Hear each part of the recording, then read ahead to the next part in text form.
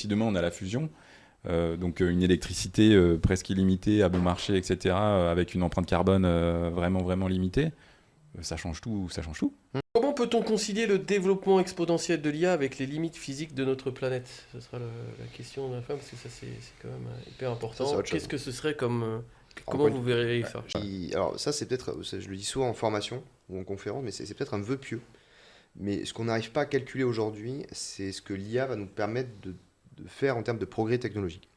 C'est-à-dire que Oui. grâce à l'IA, on peut imaginer qu'on Ah va oui. développer beaucoup plus rapidement de Mm. nouvelles formes de technologies et donc potentiellement réussir à trouver des parades à cette problématique Oui, ok. Bien sûr. pour par exemple créer les composants à la base de tout le digital. Sans extraire du lithium. Peut-être qu'on va réussir à trouver quelque chose qui va nous faire. Bah, en fait, on a Pas du besoin lithium, d'utiliser un mais- truc qui peut se renouveler, qu'on va utiliser à la place du silicium ou autre, Ouais, silicium. qui du coup va régler le problème. Donc, l'IA, ce qu'on ne peut pas calculer aujourd'hui, c'est son apport en termes de progrès technologique. Non, on ne peut pas le calculer, c'est difficile de l'estimer, mais par contre, on sait qu'il va en Qui existe. avoir un, qui Oui. existe et qui potentiellement il va être massif. Et ça peut effectivement nous aider à développer de nouvelles technologies de batterie qui soient beaucoup plus éco-friendly, développer tout un tas de choses qui soient beaucoup plus favorables et beaucoup plus avec des empreintes carbone. Ça peut même nous aider peut-être avec la fusion nucléaire. Peut-être que Mm. si on y arrive, et dans ce cas-là, la question, elle va peut-être changer aussi, elle va peut-être évoluer. Si demain on a la fusion, donc une électricité presque illimitée à bon marché, etc., avec une empreinte carbone vraiment, vraiment limitée, ça change tout, ça change tout. Mm.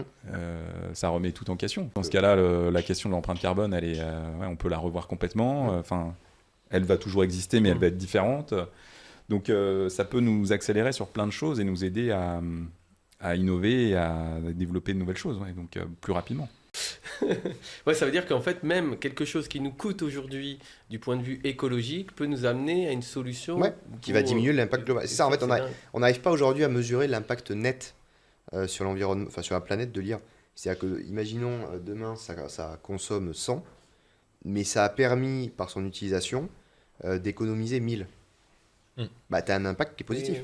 Ben moi, je retiendrai un truc, parce que c'est le truc qui m'a fait le plus tilter, c'est que l'IA nous permet de penser à des solutions auxquelles nous ne pensions pas encore pour sauver la planète, quoi. Donc ça, c'est quand même incroyable.